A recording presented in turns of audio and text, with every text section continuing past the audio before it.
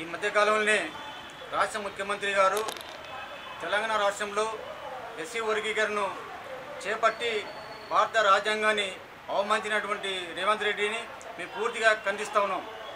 ఎందుకంటే తెలంగాణ రాష్ట్రంలో మాలలు రాజకీయంగా, విద్యాపరంగా, ఉద్యోగపరంగా, సామాజికంగా అభివృద్ధిలో చెంది వారు సంపన్నులుగా ఎదిగిండ్రు అని మందకృష్ణ 30 ఏళ్ళుగా అబద్ధపు ప్రచారం చేసినటువంటి మాటలు నమ్మి మందకృష్ణను ఎవరి అద్దె వాళ్ళని కవిలించుకొని కన్నీళ్లు పెడితే కరిగిపోయినట్టు బీసీ మేధావులు కానీ రాజ్యాంగ వ్యతిరేకమైనటువంటి నిర్ణయాలకు మద్దతు ఇచ్చి, అదేవిధంగా రేవంత్ రెడ్డి గారు ఒకటే చెప్తున్నాం, మేము ఎస్సీ వర్గీకరణ అనేది భారతదేశానికి సంబంధించిన పార్లమెంట్లో బిల్లు ప్రవేశపెట్టి వర్గీకరణ చేయాలి.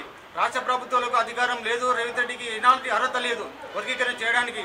పార్లమెంట్లో ఉన్నటువంటి రాజ్యాంగంలో ఆర్టికల్ 341 సవరణ అయిన తర్వాతనే పార్లమెంటు బిల్లు ప్రవేశపెట్టి ఆ రాష్ట్ర ప్రభుత్వాలకు అధికారం తీసుకొని అప్పుడు వర్గీకరణ చేయాలి.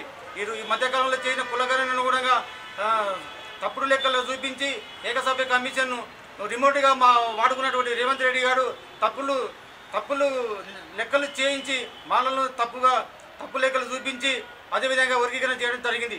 బీసీ కులంలో కూడా 20 లక్షలు తక్కువ చేసిండు, ఎస్సీ కులంలో కూడా 10 లక్షల జనాభాను తక్కువ చేసిండు, అదేవిధంగా ఎస్టీలో కూడా 5 లక్షల జనాభా తక్కువ చేసి ఆ యొక్క ఓసీ జనాలని 15% పెంచి ఈరోజు అన్ని సామాజిక వర్గాలను అవమానించి వాళ్ళ యొక్క జనాభాను ఎక్కువ చూపించుకున్నారు. ఈరోజు మేము కూడా డిమాండ్ చేస్తున్నాం, ఎంపీరియల్ డాటా తీసుకోకుండా వాళ్ళు వర్గీకరణ చేయడం చాలా శుద్ధ తప్పు, మేము వ్యతిరేకిస్తున్నాం. ఎంపీరియల్ డాటా ఇస్తే ఈరోజు 30 ఏళ్ళుగా దుబ్బితింటున్నటువంటి మాలల అబద్ధ ప్రచారంను మాదిగలు తింటున్నారని మేము ఈరోజు కంటాపంగా చెప్తున్నాం. ఎంపీరియల్ డాటా ఇస్తే 30 ఏళ్ళుగా అన్ని విషయాలు రాజకీయంగా కానీ, ఎస్సీ కార్పొరేషన్ కానీ, 3 ఎకరాల భూమి కానీ, దళిత బంధు కానీ మొత్తం మాదిగ సోదరులకే దొబ్బి తిన్నారని మీరు ఆరోపిస్తున్నాం.